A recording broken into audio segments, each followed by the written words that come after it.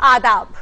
Income, savings, investment और digital economy पर based खास प्रोग्राम लेकर हाजिर हूं। मैं हूं सोनिया सिंह। इस खास प्रोग्राम में आज बात म्यूचुअल फंड में लार्ज और मिड कैप फंड्स की। म्यूचुअल फंड को हिंदी में पारस्परिक निधि कहते हैं, लेकिन इसका अंग्रेजी नाम ही ज्यादा पॉपुलर है। म्यूचुअल फंड एक तरह का कलेक्टिव इन्वेस्टमेंट होता है। इसमें इन्वेस्टर्स का ग्रुप मिलकर स्टॉक के शॉर्ट टर्म इन्वेस्टमेंट या दूसरी सिक्योरिटीज में इन्वेस्ट करते हैं। इसमें अलग अलग तरह के फंड्स मौजूद हैं, लार्ज कैप, मिड कैप और स्मॉल कैप फंड्स, जिसमें स्मॉल कैप पर हम पहले ही बात कर चुके हैं। लार्ज कैप फंड्स में ब्लू चिप स्टॉक्स होते हैं और ये इन्वेस्टर के पोर्टफोलियो को स्टेबिलिटी देता है। वहीं मिड कैप फंड्स ग्रोथ के लिहाज से काफी इंपॉर्टेंट होते हैं। और क्या है इनके फीचर्स और क्या है इनके फायदे, इसी पर बात करने के लिए हमारे साथ मौजूद हैं दो खास मेहमान, जाने माने finance expert doctor Ravi Singh और जाने माने economist, chartered accountant doctor Sharad Kohli. आप दोनों का प्रोग्राम में स्वागत है। प्रॉफिट्स बढ़ रहे हैं, शेयर प्राइस नहीं बढ़ रहा है, लेकिन अगर प्रॉफिट्स बढ़ रहे हैं लेकिन कैश फ्लो नहीं बढ़ रहा है, तो यानी कि ये वार्निंग साइन है। देखिए, दो चीजें किसी भी शेयर की प्राइस को गवर्न करती हैं, ये हमें बेसिकली समझ लेना चाहिए। पहला एक होता है फंडामेंटल एनालिसिस। फंडामेंटल एनालिसिस में जो आपने जिक्र किया कि प्रॉफिट का बढ़ना, कैश फ्लो का बढ़ना, इबिटा कैसी चल रही है और कंपनी के बाकी जो सारे के सारे, हम बहुत टेक्निकलिटीज में नहीं जाते फाइनेंस की। दूसरा होता है टेक्निकल एनालिसिस। टेक्निकल एनालिसिस होती है कि जो शेयर की मूवमेंट है वो क्या पैटर्न फॉलो कर रही है, उसमें वॉल्यूम्स कितने हैं, क्या चार्ट बन के निकल रहा है, उसकी शेप क्या है, वो भी एक तरह से इशारा करती है आगे आने वाली।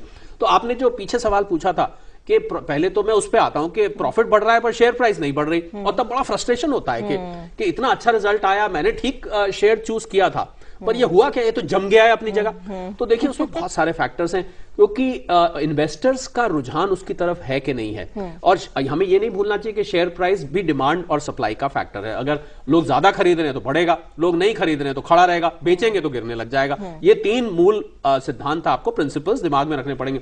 हो सकता है इन्वेस्टर्स उसको अभी ना देख रहे हो सकता है उनको और कोई दूसरा शेयर ज्यादा अट्रैक्टिव लग रहा है, पर यह पक्का है कि अगर उस कंपनी का प्रॉफिट अच्छा जा रहा है, लगातार प्रॉफिट बढ़ रहा है धीरे धीरे, तो भले ही वो धीरे चाल चले, भले ही कुछ दिन तक वो लोगों की नजर से हटा रहे, पर एक दिन, और बहुत जल्द वो दिन आता है जब एकदम लोगों की नजर पड़ती है। तो इसलिए अगर ऐसा होता है कि नहीं चल रही, तो आपको over a period of time वो बढ़ता हुआ दिख जाएगा। हो सकता है 2-3 महीने, 6 महीने लग सकते हैं, पर ये हो नहीं सकता सोनिया कि प्रॉफिट बढ़ता रहे और शेयर की प्राइस जो है कालांतर में over a period of time में बढ़े, ऐसा नहीं होता है। पर आपने दूसरी बात पूछी कि कैश फ्लो की, तो कैश फ्लो भी इंपॉर्टेंट, ये भी फंडामेंटल एनालिसिस में जितने भी हम पैरामीटर्स लेके चलते हैं उसमें से एक पैरामीटर है।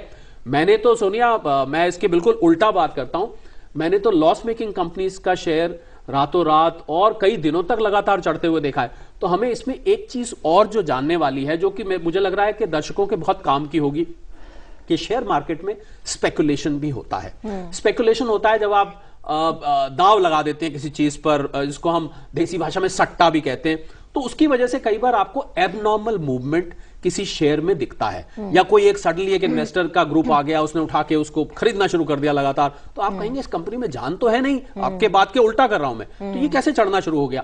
तो थोड़ा सा स्पेकुलेटिव एलिमेंट देखकर जो जेन्युइन निवेशक है वो घबरा जाता है कि ये क्या हो रहा है, मैंने जो लिया, मेरी कंपनी प्रॉफिट मेकिंग थी, वो नहीं चढ़ रहा, और ये घाटे वाली कंपनी का शेयर चढ़ता जा रहा है। तो ये स्पेकुलेटिव एलिमेंट होता है। पर over a period of time आप जब इसको लंबी अवधि में स्प्रेड करेंगे इस कॉन्सेप्ट को, तो वो अपने ठिकाने पर आ जाता है। घाटे वाली कंपनी का अल्टीमेटली गिर जाएगा, प्रॉफिट वाली का चढ़ जाएगा। तो आपकी बात का मैंने दोनों तरफ से जवाब दे दिया।